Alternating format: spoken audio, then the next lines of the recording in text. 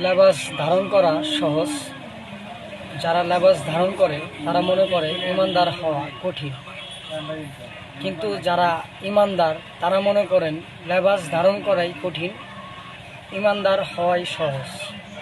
কারণ তারা লেবাস এই কারণেই ধরেন না, কারণ লেবাস ধরলে নিজেকে অহংকারী মনে হয়, আমি তার চেয়ে বড়, আমি ইবাদত করি।